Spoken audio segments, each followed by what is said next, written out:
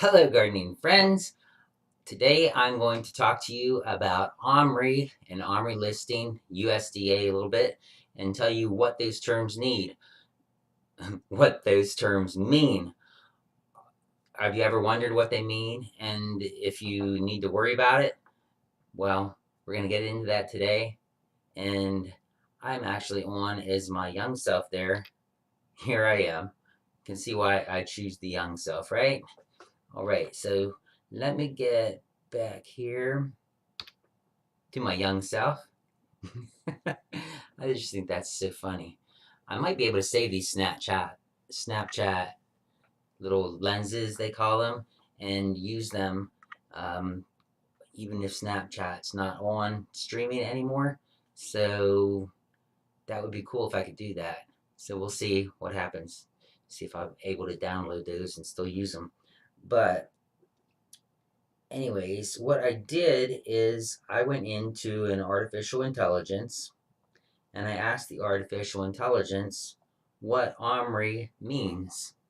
So let me put my glasses on. Young man like me shouldn't need these glasses, should he?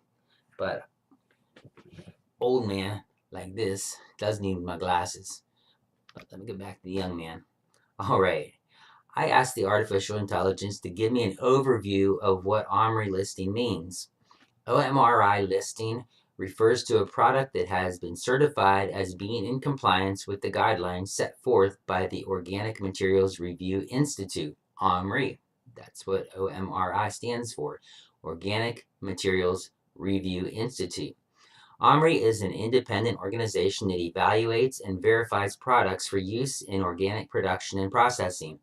Products with an OMRI listing have been reviewed and approved by OMRI for being in compliance with the USDA National Organic Program, NOP standards. This is a certification that is recognized by many certifiers and regulators of organic products. So having an OMRI listing can be an important factor for a manufacturer or distributor of organic products. So you see the OMRI listing on a lot of products. I mean, my thumbnail that I put it on for the start screen has an OMRI listing on it, and that was, I believe, Burpee's organic potting mix. So when it says OMRI listing on it, the products, the things that have gone into that are certified to have been or to be organic on the, what's it called, the National Organic Program standards. So, I mean, that gives me a little bit of a comfort in knowing that someone has actually looked through this and said, yeah, you can go ahead and use this for your organic production. If it doesn't have that in it, you really don't know what could be in there. They could have used, like, say, genetically modified organisms and stuff like that to put into their product. So it does give me a sense of security to know that it has this OMRI listing. And I'm going to go over to their website in a little bit, and we're going to look at their website where it shows a little bit about what they do and how they do it. So I thought that was pretty interesting, and I have a link in the description also for their website. So then I asked the artificial intelligence, what does organic certified mean? So I thought this was sort of interesting too. Hope I'm not being boring, but if you're an organic farmer, this is sort of important stuff, or an organic backyard grower. What does organic certified mean? A farm can be certified organic by going through a process of evaluation and inspection by the USDA, accredited certifying agency. The process typically involves the following steps. 1. A farm applies for organic certification by submitting an application to a certifying agency. 2. The certifying agency conducts an on-site inspection of the farm to verify that it meets the USDA National Organic Program (NOP) standards for organic production. The certifying agency reviews the farm's application and inspection report and makes a determination as to whether the farm is in compliance with the NOP standards. Number 4, if the farm is in compliance, it is granted organic certification. To maintain organic certification, a farm must continue to meet the National Organic program standards. I always have to go back and see what that NOP means. And can be subject to annual inspections by the certifying agency. The standards for organic farming focus on sustainable farming practices, such as using natural methods to manage pests and diseases, avoiding the use of synthetic fertilizers and pesticides, and promoting biodiversity. Additionally, organic farmers are prohibited from using genetically modified organisms in their production. It's worth noting that organic certification process can take up to a year. I think it's actually more than that. I think it can take many years. 3 years, I think, is very common. And it can be costly for farmers to meet the requirements and pay for inspections and certification fees.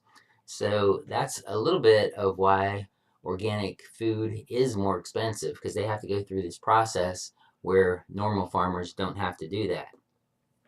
So let's go over to the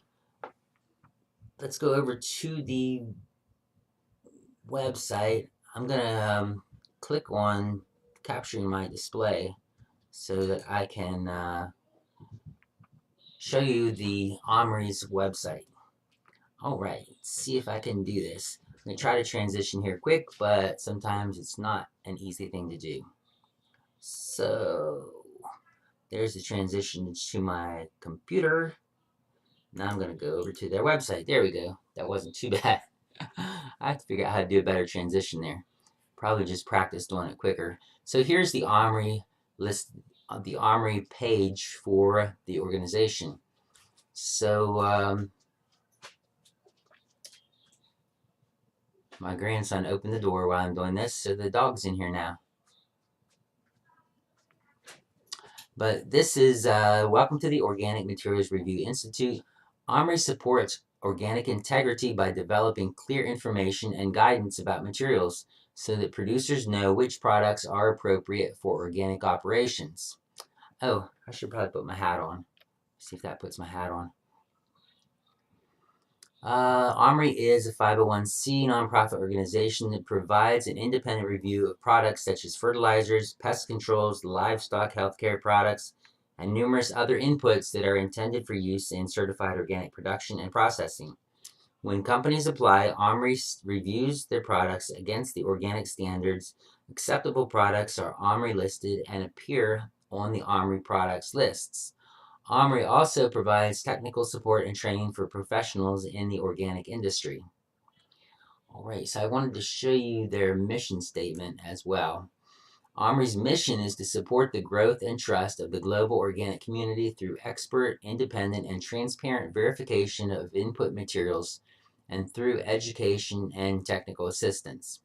OMRI's vision, a world where all people trust and rely on organic practices to create healthy food, fiber, soil, water, air, animals, and people. OMRI's values, integrity. We uphold integrity, transparency, and confidentiality on our review program and operations. Organic. We support and promote organic practices. Service. We offer courteous and timely service to each other and all of our stakeholders. Balance. We cultivate life-work balance and collaborative communication.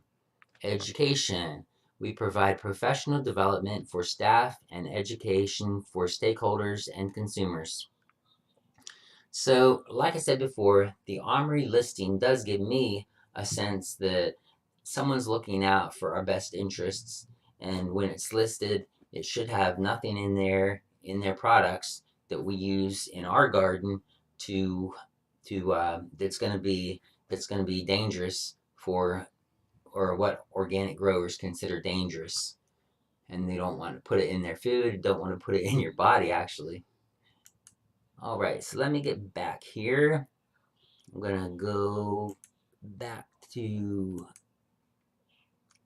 turn off that display capture so you don't have to see that. Now you can see my spinach, yay. So let me get back to my baby face and take my glasses off. All right, so now one thing that is a little bit disturbing about, not about OMRI, but about USDA organic, is I have a friend who has a bee farm, and he is not allowed to certify that his bees or his honey is organic, even though he makes his own wax and everything for the hives, because in standard honey, the wax is actually tainted with all the pesticides and things that some farmers even dump pesticides into their beehives to get rid of mites and stuff. And my friend doesn't do any of that. He makes his own wax and everything. So, but he's not allowed to certify that his honey is organic because you don't know where those bees have been. They might have went over to the neighbor's farm, a mile away, and that farm is growing genetically modified organisms, and so he can't certify that his honey is organic. But if United States companies import honey from another country, like say China, and China has organic standards that say, well, we're going to certify it organic, even if you put genetically modified organisms in it, like high fructose corn syrup and stuff like that. So they can dump high fructose corn syrup into their products and ship it to us in the United States. And our retailers can then call that honey organic. So that's a little scary to me. But I hope it's not like that for very many products. I hope there's not very many loopholes like that. But if you know about other loopholes, go ahead and put them in the comments below, because I would appreciate seeing that. So I did a video the other day.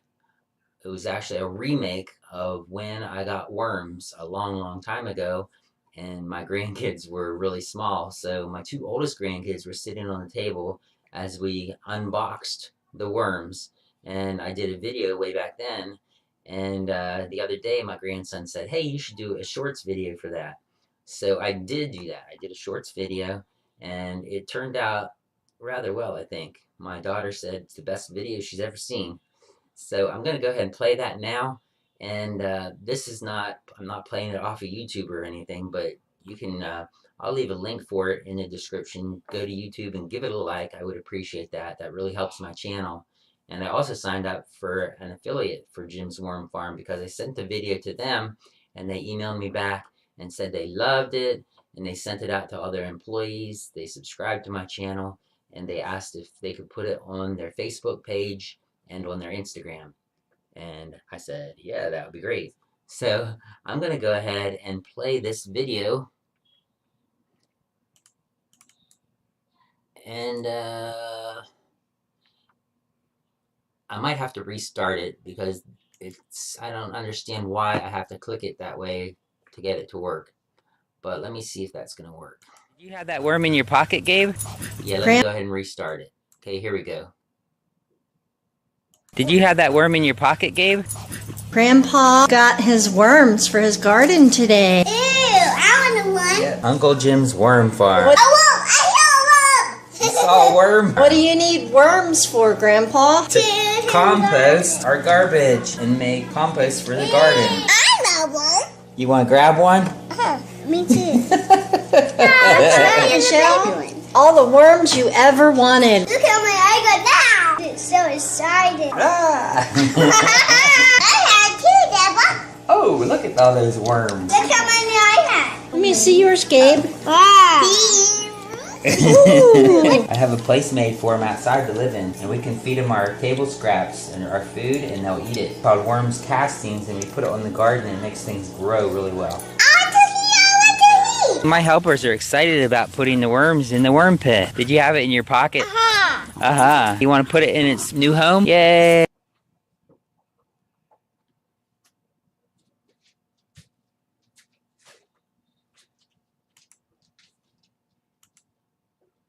Alright, so I hope you liked that video, and like I said, go ahead and go to YouTube so you can give it a like. I would appreciate that.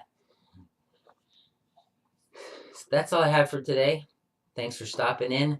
I think I'm going to move my live streaming to Saturday mornings because Fridays can get a little tight time-wise for me, so I think Saturday mornings are going to be a better spot for me. Alright. I'll go ahead and let you see me in my normal old face before I go. So, have a great day, and we'll see you again next time.